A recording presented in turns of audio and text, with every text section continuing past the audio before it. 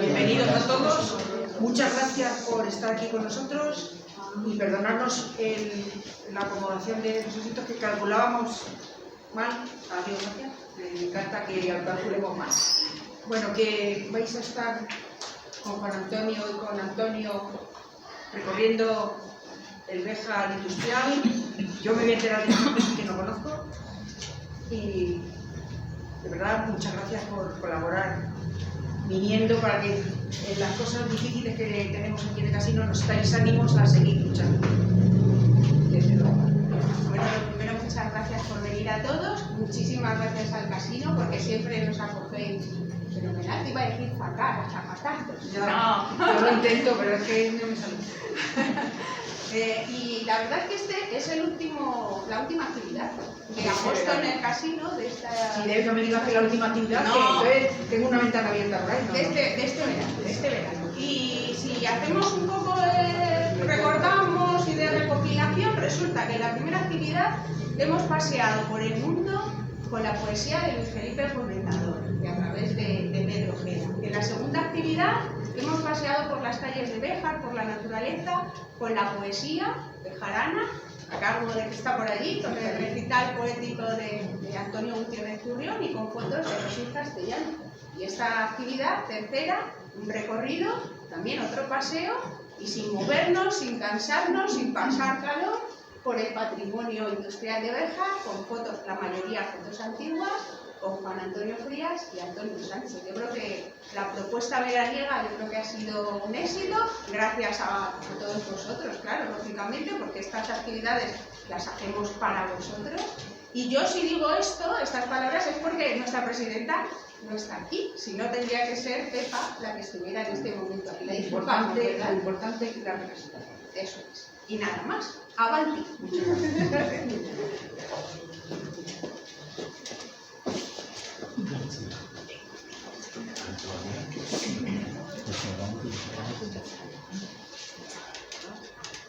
Bueno, voy a mover un poquito que se nos ha quedado aquí el micro, el altavoz, vamos. Bueno, buenas tardes a todos. No, porque estaba yo un poco. Buenas tardes a todos, muchísimas gracias por vuestra presencia. Estas cosas las hacemos porque nos entretienen, nos divierten y también sois partícipes, ¿no?, de estas actividades que organizamos siempre desde el Centro de Estudios. Bueno, nuestra propuesta de hoy es bajo el instrumento de fotografía, de elementos iconográficos, hacer un repaso de lo que actualmente denominamos como patrimonio industrial, ¿no? Pero a mí antes de esto sí que me gustaría, lo vamos a hacer entre Antonio y yo,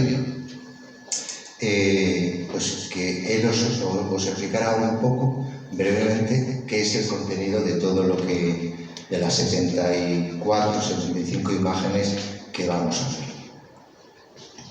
Bueno, buenas tardes. Vamos a ver, sobre todo vamos a hacer un recorrido más que nada por el río, que es donde está el patrimonio industrial realmente. Vamos a salirnos también del cauce del río, vamos a ver algunos obradores que había por el centro de la ciudad. Béjar era un obrador. Y luego volveremos a través del túnel otra vez al río y continuaremos aguas abajo hasta Picozos, hasta la zona de Picozos y hasta el tranco del Diablo. Las imágenes que vamos a ver casi todas son tarjetas postales. Béjar tiene un patrimonio industrial, o sea, un patrimonio fotográfico y iconográfico que no tienen muchas capitales de España. Ya digo, estamos por encima de Salamanca, por ejemplo, en cuestión de postales. Tendremos unas 1000 y pico fotografías, o sea, tarjetas postales distintas. Muchas de las que vamos a ver son anteriores a 1905. En aquella época la tarjeta postal no es como son ahora. Nosotros estamos acostumbrados a una tarjeta postal que el anverso es una imagen, una fotografía, y el reverso es por donde nosotros ponemos esta partida en dos, y una parte es para poner el texto, que dijéramos, y la otra parte es para poner la dirección. Para poner la dirección. Eso se realiza en 1905. La Unión Postal Europea nos divide las postales. Cuando salga una indicaré cómo eran las primeras postales, que el texto se escribía por la parte de delante y la parte de atrás era solo, única y exclusivamente para poner la dirección. ¿De acuerdo? Hay también fotografías por los grandes fotógrafos que hemos tenido aquí, Bienvenido Castro, los Requena, la saga de los Requena, y bueno, también hay algunas de Ángel Gutiérrez. Ángel Gutiérrez era uno de los propietarios del tinte. Nos ha dejado alrededor entre 5 y 7.000 fotografías. Durante la pandemia la pasé escaneando fotografías de Ángel Gutiérrez. Las hay magníficas. Y ya digo, algunas de ellas, alguna vista aérea, sobre todo están centradas en su propiedad, en el tinte de Gutiérrez, pero hay algunas por de la isla de la Lisera, y luego dentro de ese archivo fotográfico pues hay fotografías de distintos sitios. De la alberca hay fotografías del aeropuerto de Madrid, de Barajas, cuando simplemente eran unas escaleras, y ya digo, es un fotógrafo magnífico que iremos poco a poco conociéndolo. Y bueno, pues vamos a comenzar. De patrimonio industrial, indudablemente, Juan Antonio me pasa por todos los lados, conoce mucho más el patrimonio industrial. Yo haré hincapié pues, en el origen de alguna imagen, que si ustedes tienen alguna duda, pues se la aclararé. Pero en cuestión de patrimonio industrial, pues Juan Antonio es un experto y yo me estoy intentando acercar ahí a aprender de él. ¿De acuerdo? Pues nada, les paso con Juan Antonio. Bueno, mira, yo voy a hacer un recorrido sin profundizar absolutamente en nada, con unas claves interpretativas de las fotografías que vamos a ver. Pero para llegar a lo que actualmente nosotros podemos conocer de fábricas en marcha y fábricas cerradas, lo que compone todo ese paisaje de patrimonio industrial se ha ido formando a lo largo de mucho tiempo. Solamente me voy a remitir a 3 claves. 500 años antes. ¿Qué ocurría en Béjar en 1550, 1580? Pues es una formación de un pequeño enclave industrial, con pequeñas unidades productivas. No podemos estar hablando de fábricas, sino que son pequeñas unidades productivas que ya en aquel momento van a ser los que le van a demandar. Cuando pasen fotografías haré hincapié en algún detalle de estos.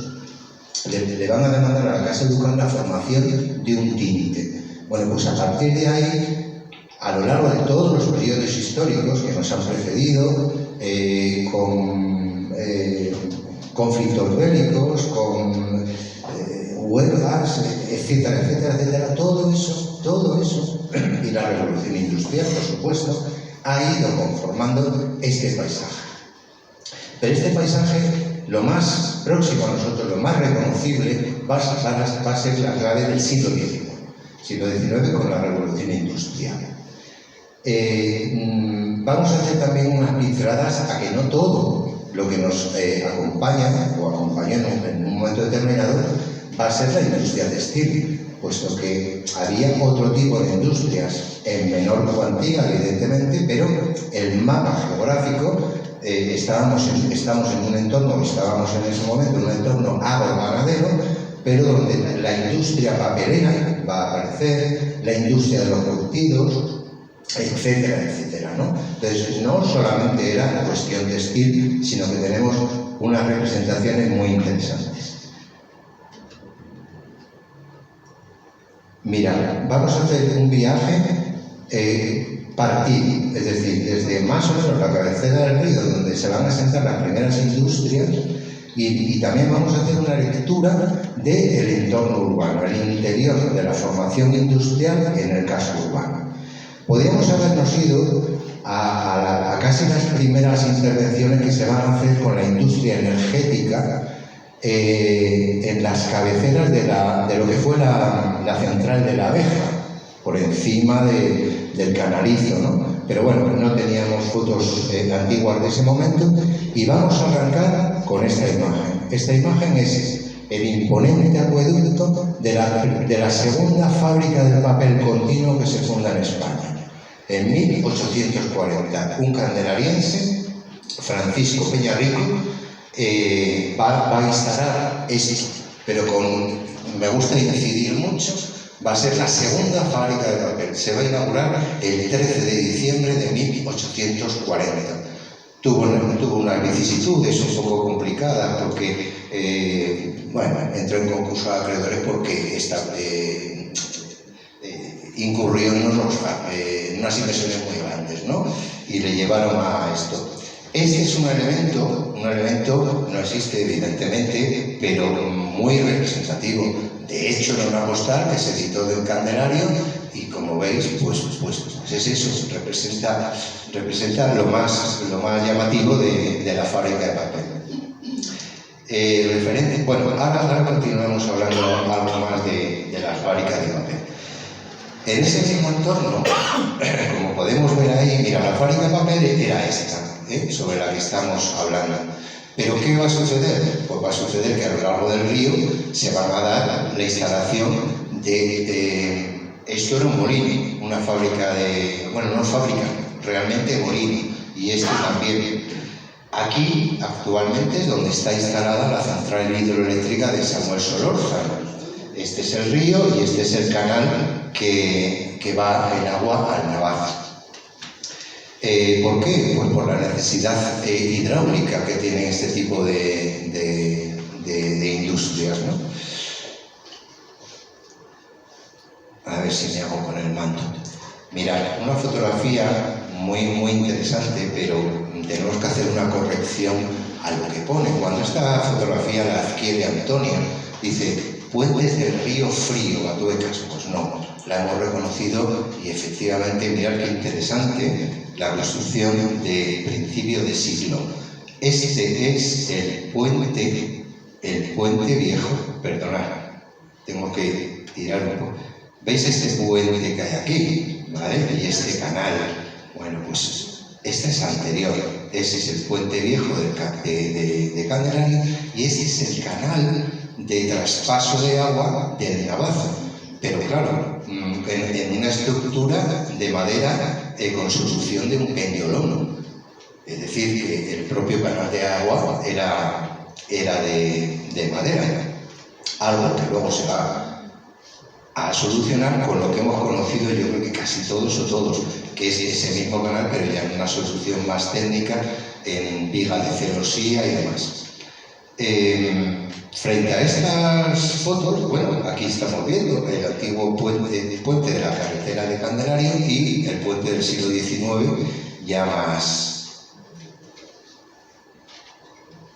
Y nos quedamos en este entorno, seguimos en el entorno del Navazo. A todo este espacio se le reconoce como el Navazo. No podemos hablar del Navazo como el asentamiento industrial último que tuvo Testín Navazo, sino que este área toda se llama el Navazo. Mirad, en la instalación del Navazo, el origen es a partir de 1836, cuando Anselmo Lleros va comprando pequeñas finjas hasta conformar todo el predio industrial, donde va a construir varios edificios para las distintas labores. El concepto de fábrica entonces no existe. Entonces son edificios y cada edificio de manera independiente se van a ejecutar las distintas labores. Van a ir creciendo de mano todo el conjunto de Anselmo Lleros hasta este otro edificio que vamos a ver más abajo vamos a seguir viendo una magnífica fotografía donde podemos interpretar todo el conjunto de Navazo. Mirad, aquí se reconocen los edificios iniciales de Navazo, como os estaba diciendo, el canal de agua, todo esto, y la ampliación ya que hace Testín Navazo en 1950 con la chimenea y demás. Esta empresa luego en 1973 sigue ampliando y en este área de aquí construye una gran nave de 6.000 metros cuadrados donde va a incorporar maquinaria muchísimo más tecnológica. Yo no quiero entrar en profundidad de cada una de ellas por supuesto que nos llevaría casi cada fábrica, no, casi no, cada fábrica tiene para más de una conferencia, ¿no? Pero bueno, para que veáis cómo va a ir conjugando todo este movimiento edificatorio y las ampliaciones que a lo largo del tiempo han ido teniendo. Muchas de estas ampliaciones, ya lo voy a decir ahora, mi teoría, obedecen muy mucho al espejismo de la autarquía franquista, de posguerra, ¿no? La ampliación de las naves de Navazo, de Gómez Rulfo, de Gutiérrez y la aparición de otros muchos, ¿no? Béjar ha sufrido, como decía al principio, todos esos periodos de crisis y de apogeo, ¿no? Viviendo cada momento. Y como decía nuestro compañero Pedro Ojeda hace poco, pues vivimos la posmodernidad. Yo no quiero hablar de la ruinidad, sino de la posmodernidad. Bueno, mirad, una fotografía muy inédita, muy inédita. Unas claves de interpretación. Carretera de Candelario con los pretiles. Este era el molino de Bonifacio Rodríguez, un poquito más abajo de Navazo, para que nos entendamos, donde estuvo la base, Lavaderos del Batán, Sociedad Anónima, ¿vale? Bueno, pues ahí en ese punto, y aquí veis la otra carnave. Bueno, pero aquí lo que sí que nos interesa un poco destacar es algo que evidentemente ya no existe, que es un pequeño edificio aquí. ¿Qué es esto? Una central eléctrica, la central eléctrica de Petit, ¿vale? La traída, bueno, la implantación de la energía hidroeléctrica, pues era evidentemente para la población y para las fábricas, porque ya habíamos traspasado muy mucho la revolución industrial y era muy necesario, ¿no? Y en esta parte de aquí, que esto es muy típico, ¿no? Donde suelta el agua una instalación industrial, inmediatamente está la presa para coger la otra, ¿no? Bueno, pues esta es el canal que nos va a llevar el agua a otra central hidroeléctrica que está más abajo, que se llama la central hidroeléctrica de Navahonda. De Navahonda por el nombre, no porque fuera de los propietarios Rodríguez Arias de Navahonda, sino porque ese topónimo de la zona es Navahonda. Bueno, esto es lo que en la otra fotografía no nos dejaba ver mucho, que era el molino de Bonifacio Rodríguez. Este molino lo construye también Anselmo Hierro, y Bonifacio Rodríguez es su yerno, que va a ser el que va a explotar esta zona, donde os he dicho ahora que se va a construir la base. Y estos eran el edificio, el último uso, por lo menos para mí conocido y documentado, fueron los batanes de José Francés. Solo un apunte. ¿Quién va a ser José Francés? Pues un joven alcoyano que va a venir a trabajar a ese edificio que hay ahí, que es la fábrica de papel del Barquillo, una segunda fábrica en el término de Candelaria. Bueno, pues este José Francés, que va a venir a trabajar con Juan Antonio Barrachina, otro especialista papelero, se va a quedar en Béjar. Y toda la familia, toda la rama de Francés que hay en Béjar, vienen de este papelero valenciano que vino en 1870. Los aprovechamientos hidráulicos son muy peculiares. Esta fábrica tenían por debajo del Navazo, y tienen, y se reconoce muy bien, la presa donde conducían agua, pero también aquí viene el río del Barquillo. No sé si se llega a ver, pero aquí hay un trasvase con un acueducto que sobrepasa el río Cuerpo de Hombre, es un pequeño puente, para traer el agua a este molino, ¿vale? Y sobre esa fábrica de papel, que os digo, se accede muy bien desde el camino que va de la Canaleja a Candelaria. Hace años yo creo que iba yo solo o algo así, pero afortunadamente entre conferencias y publicaciones pues hemos logrado un poquito ponerla en valor y está muy visitada, porque el camino desde luego está bastante transitada. Es ruina, son unas ruinas, pero son unas ruinas muy interesantes porque se conserva 4 o 5 pilas en piedra de cantería, las pilas para machacar el trapo y convertirlo en papel, y se conserva una pila holandesa también en fábrica de granito, muy interesante. Aquí yo creo que, Carmen, podemos hacer una ruta interpretativa en otoño para ver la fábrica del Barquillo. La fábrica del Barquillo fabricaba papel de marca mayor, eso quiere decir papel de alta calidad y papel de fumar. Y ese papel de fumar salía al mercado con el nombre de choricero. En el librillo yo conservo uno que me regaló una persona ya muy mayor, y llevo unas décimas y todo, muy curioso, muy bonito, ¿no? Yo creo que estoy destinando demasiado tiempo a cada foto. Esta es un poquito repetitiva sobre la anterior. El tradicional dibujo de los edificios que son molinos, y el trasvase, como os estaba diciendo, se ve ahí un poquito del trasvase de agua del río del Barquillo. Bueno, vamos a ir adelantando. Esto es lo que os decía antes, la central hidroeléctrica de Navahonda, ¿vale? También son ruinas. Se pueden reconocer, desde la carretera de Candelario se puede bajar y se reconoce. Y donde suelta la central, ¿quién la va a coger? Pues aquí está la gran presa de Navahonda Fábrica, ¿vale? Y por aquí viene el canal. Y aquí está uno de los conjuntos industriales también más interesantes de la época, del siglo XIX, bueno, un poquito antes incluso. En este conjunto, vamos a ver, el asentamiento de los conjuntos industriales van a responder todos a un previo asentamiento de época preindustrial en 2 actividades, o batanes o molinos.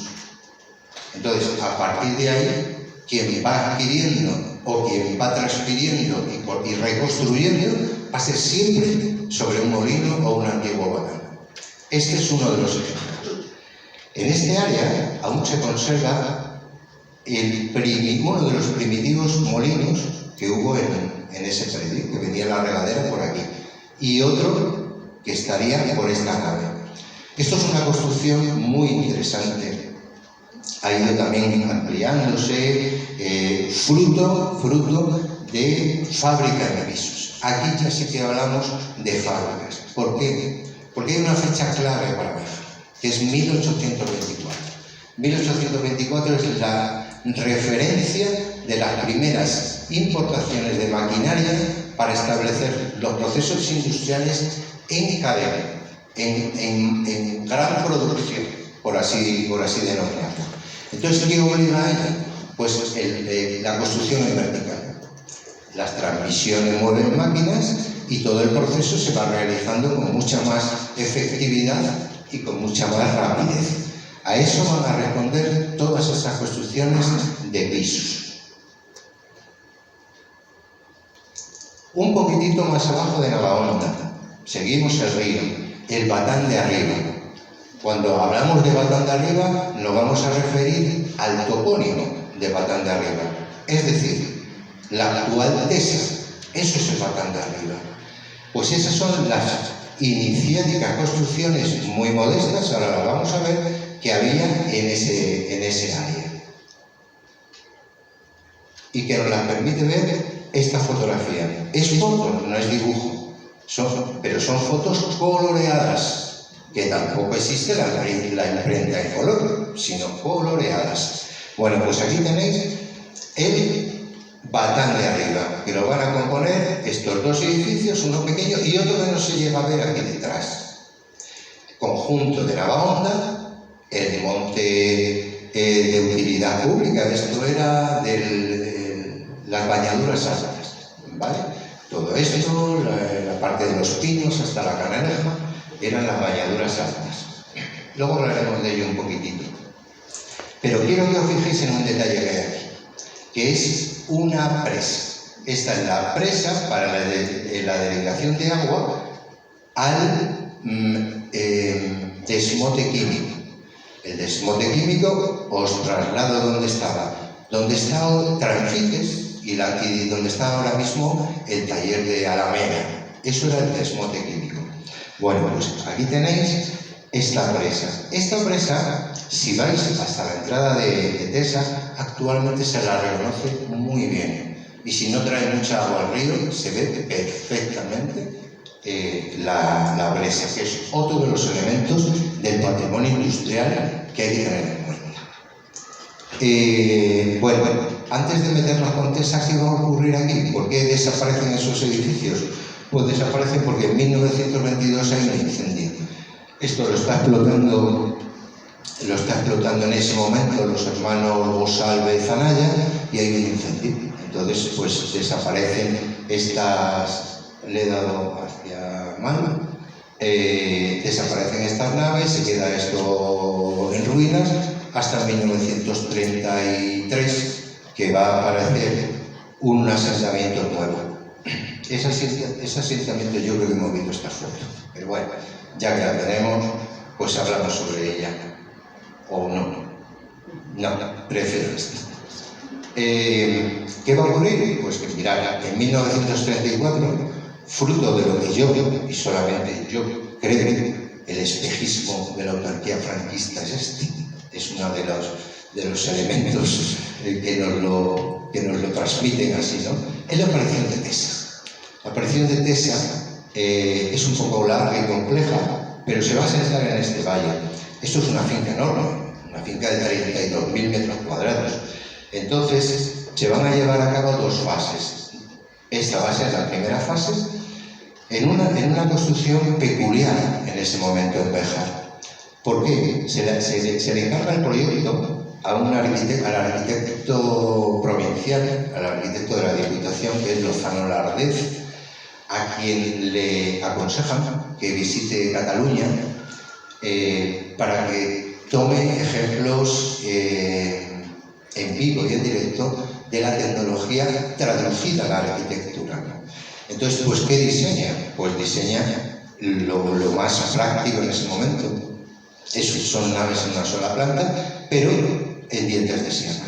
Los dientes de sierra que me dibuja mi queridísimo amigo Javi, que me hace unos dibujos industriales, preciosos, y hace este tipo de construcción. Con una tecnología, estamos hablando de 1934, una tecnología constructiva, puntera en ese momento. Todo este conjunto lo va a ir conformando una caldera necesaria, lógicamente, para el vapor y para los usos industriales y diferentes construcciones. Va a ir avanzando, estamos en la primera fase, ¿vale? Esta es la primera fase de la nave, como os he dicho, que se inicia en 1934, pero ya se están empezando aquí a conformar los cimientos de la ampliación. Esta casa, que también era del siglo XIX, se va a conservar, porque de hecho Tesa la rehabilita y es donde va a vivir el director de Tesa. Un punto de referencia como avance que provocó esta industria era demandante de muchísima energía hidroeléctrica, algo que los saltos en ese momento en Béjar eran claramente insuficientes. Entonces a consecuencia de esto va a venir a Béjar la energía en alta tensión. ¿De dónde va a venir? Pues de Saltos del Duero no, porque Saltos del Duero suministraba hasta Salamanca. Pues va a venir de una central hidroeléctrica muy próxima a nosotros, la central del Faurdón, en la laguna del Duque, la laguna de Solana, ¿no? Esa central hidroeléctrica suministraba desde allí, pasando por Béjar, hasta Cáceres, y Aldanueva, y Herbás, etcétera, etcétera. Eso fue lo que provocó que ya Saltos del Duero se preocuparon un poquito más y nos acercó la distribución de alta tensión bastantes años después. ahora sí que, como tenía una foto descolocada, que era esta, aquí sí que vamos a ver ya un conjunto de TESA perfectamente ya desarrollada, con todo el conjunto de naves de sierra, con la luz cenital magnífica, la construcción de los almacenes, oficinas y demás.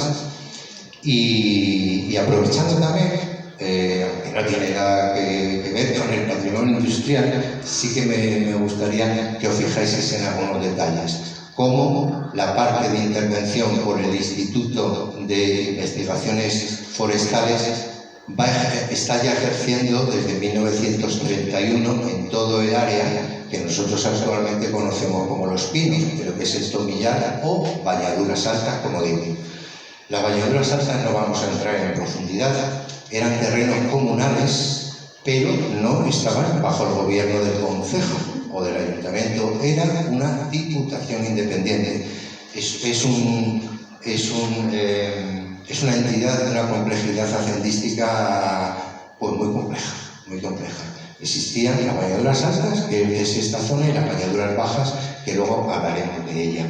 Y como veis que está ya apareciendo ya unas muestras muy evidentes de la repoblación, y lo único que se ha construido entonces es el parquecito infantil de esa zona. Ahora ya sí que avanzamos ya correctamente. Y bueno, una fotografía magnífica y un área de interpretación con clave industrial. Solamente voy a hablar de la clave industrial, que es el entorno de la isla para nosotros, de la isla de la Isera actual y todo el conjunto de proximidad. Como acabo de decir, de la Diputación de Bañaduras, las Bañaduras Bajas eran todo esto. Todo esto, el área del cementerio y todo este conjunto, incluidos los prados, en la barriada actual de los prados. Bueno, ¿qué nos va a aparecer aquí? Pues nos van a aparecer el tinte del Duque. Estas instalaciones, en la fotografía a lo mejor, tal y como la vemos, no se la reconoce, pero aquí hay edificios de 1592, cuando se construye el tinte ducal. Esos edificios han estado permanentes hasta la destrucción en el año 2002. Ahí vemos su chimenea, pero ya vemos una intervención destacada. La primera nave de corte racionalista, con el tejado en curva, la luz cenital, para tinte, que es a lo que se ha dedicado a este espacio siempre, en manos ya, esta fotografía, en manos ya de la familia Gutiérrez. Pero mirad, otras claves para interpretar, y las vamos a ver después. Lo que fue el tinte que construyó un tintorero que tuvo arrendado el tinte ducal, que fue Faure, un tintorero extranjero. Esto también es muy interesante, ¿no? Cómo las transferencias han fluido en torno a la industria textil. Han venido muchísimas, desde los primeros, no lo he comentado antes, ¿no?, pero hechos significativos como la intervención ducal. Hay dos intervenciones muy interesantes, que es la construcción del tinte, la traída de los maestros flamencos para adiestrar a los locales a reconducir la industria hacia la pañería fina, y otro hecho que además para nosotros desde el Centro de Estudios es significativamente positivo, que es una investigación que hemos premiado este año sobre un duque industrialista, es decir, la instalación que un duque concreto implantó en Béjar para la manufactura del lino. No solamente éramos laneros, también el lino y la mantelería alemanística. De este entorno, mirad, tinte de Gutiérrez, en la primera fase, esta fotografía es de 1940, ¿vale?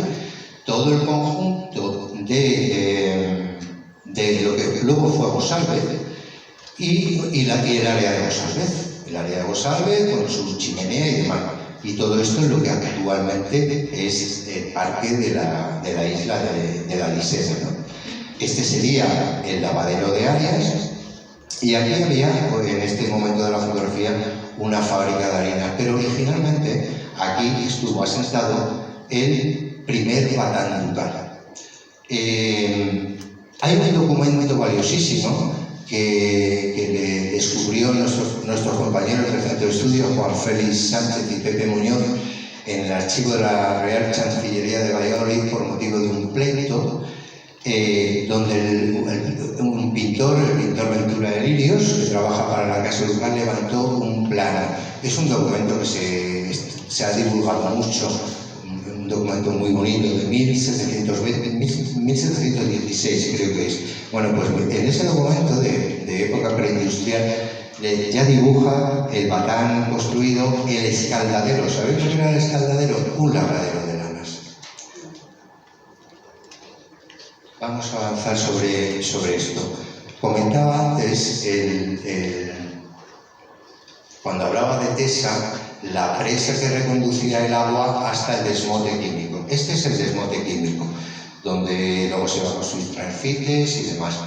El desmote químico es un avance tecnológico para la industria textil en ese momento muy importante.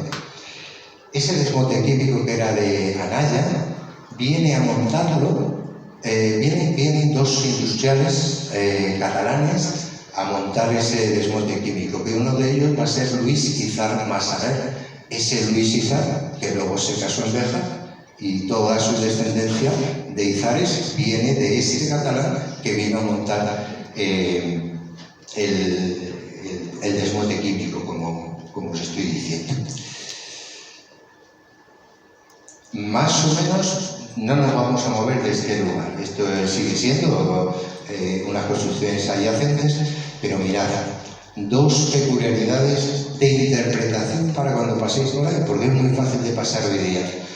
Lo que más me gusta de esta fotografía es que el río no tiene árboles. Yo no sé a quién se ha ido de la mano, pero ahora todos los ríos no hay diablo que entre, porque yo creo que medioambientalmente hasta se les ha ido la mano. Esto nos permite ver esta construcción.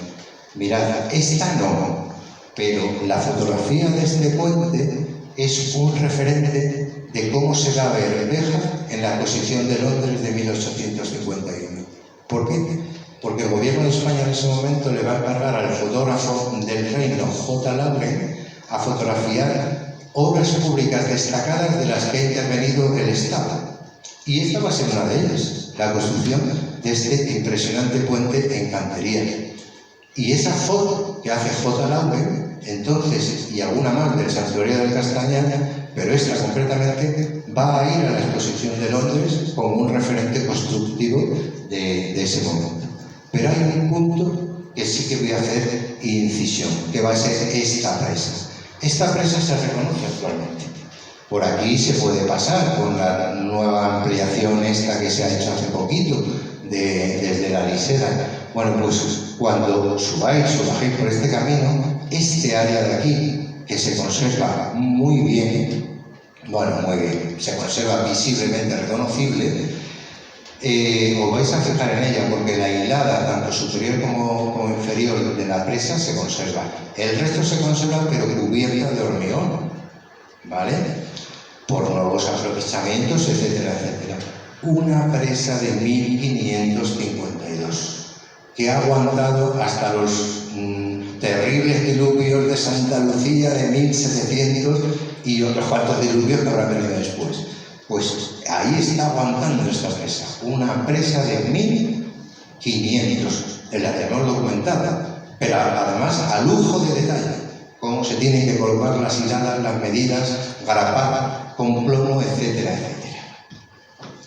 Ahí, sobre esta foto, antes de pasar, solo como comentario, no todo se va a desarrollar el asentamiento arquitectónico destinado a la industria textil, no todo se va a asentar al pie del río.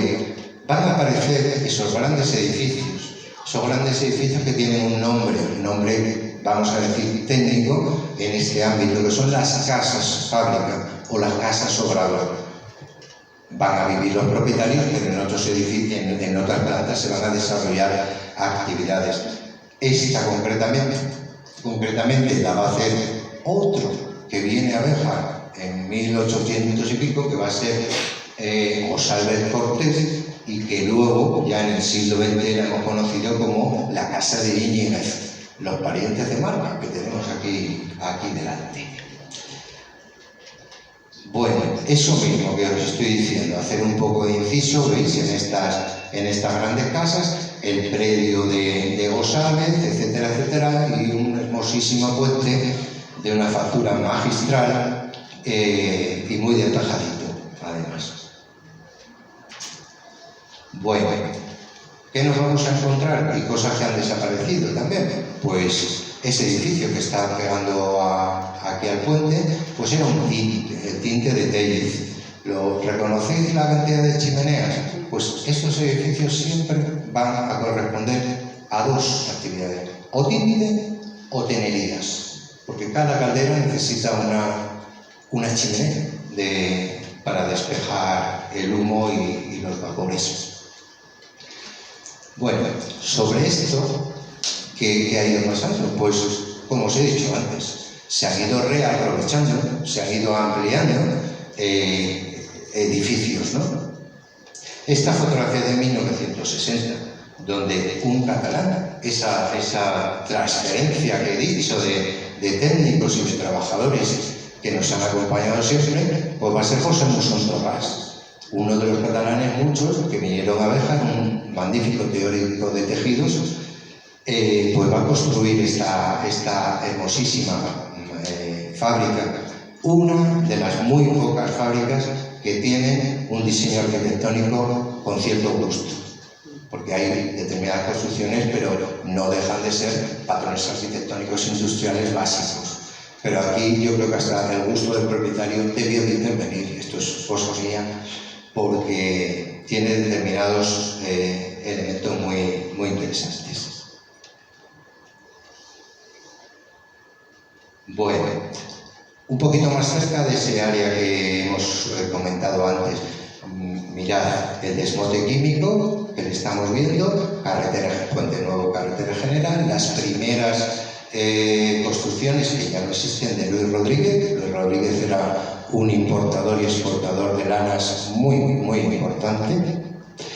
Y como veis en todo el área, tinte de Gutiérrez, pero bueno, en la fotografía siguiente lo vamos a ver, cómo ha ido ya ejerciendo una serie de ampliaciones muy destacadas. Igual que las que están sucediendo, esta fotografía de 1945-49, como González también está interviniendo en una construcción de una nave impresionante. Os doy la clave, esto es el supermercado Día actualmente, ¿vale? Se conserva, es un edificio energético, lavadero de áreas, y el asentamiento donde va a venir Musón va a ser este contorno, ¿vale? Otra historia muy interesante, las casas obreras, los barrios obreros que van a aparecer en la barriada de los Prados. No me voy a detener en ello. Bañaduras bajas, cementerio, un poquito más cerca, un poquito más cerca de ese área, 1940, primera fase de la nave racionalista. Aquí hay una intervención de un arquitecto, no es construcción típica de un contratista de obra, sino que hay mano de un arquitecto. El detalle que os comentaba antes, donde primitivamente estaba el lavadero, bueno, le he dado equivocadamente, pero no importa. El primer escaldadero del lavadero ducal que estaba ahí, bueno, en las propiedades ducales, sabéis que cuando la casa ducal, y si no lo sabéis os lo digo yo, cuando la casa ducal de Jarana cae en manos de un manirroto duque, pues al final en 1869 se va deshaciendo de todo el patrimonio, y es cuando vende el bosque, vende el tinte, vende los derechos de la nieve, vende el escaldadero, el palacio ducal, todas las propiedades que había en Béjar. A partir de ahí pasa a Cipriano Rodríguez Arias, que va a ser quien va a construir este lavadero de lanas. Lavadero de lanas, ¿por qué? Mirar el canal, actualmente se le reconoce muy bien. Cuando pasamos por aquí de la isla, ¿no? Pues un suministro perfecto, que cuando paséis por ese puentecito os vais a fijar, tenía dos líneas de lavado. Una de ellas está muy cegada, el arco, pero se le reconoce muy bien. Y este área también tenía una peculiaridad interesante porque el propio canal, y esto que veis aquí, es gente lavando y tendiendo la ropa. Las lavadoras no habían funcionado, entonces donde se lavaba era en el río, ni más ni menos, en ese canal y en el propio río, y las ropas por aquí secando. Y una comparativa magistral que Antonio mueve fotos para arriba, para abajo y tal y cual, pues hizo esta magistral comparación para que veáis un poco, a lo mejor me estoy reiterando mucho, como una primera fase se va ampliando mucho más grande y tal. Este edificio que tenía un escudo original y que existe, está en el claustro del convento de San Francisco, en piedra manchada del Castañer, un escudo ducal. Ese es uno de los edificios principales que se construyen en 1592 y han existido hasta nuestros días. Y otro edificio que vamos a ver ahora desde otra perspectiva muy buena es el tinte de Fabre, uno de los arrendatarios que se independiza y construye este edificio. Veis la cantidad de chimeneas que hay aquí, pero hay fotografías anteriores donde todos son chimeneas, lo cual nos está traduciendo a que era un tinte. Bueno, ahora que está documentado, evidentemente.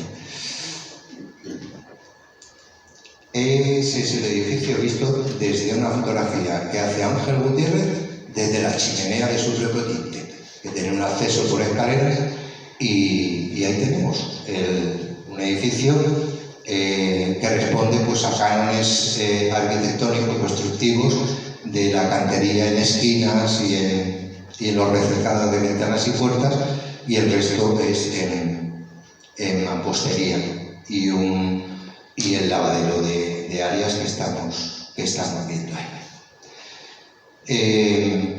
Una vista diferente desde el interior del tinte del Duque.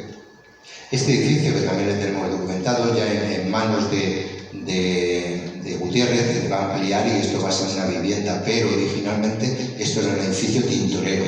Su gran chimenea cuadrada, que también se la ha ventilado. ¿Y veis este canal que aparece aquí? ¿Sabéis lo que es? El sobrante del agua del estanque del bosque. Porque el bosque y el tinte eran ducales. Entonces, el aprovechamiento de ese agua del bosque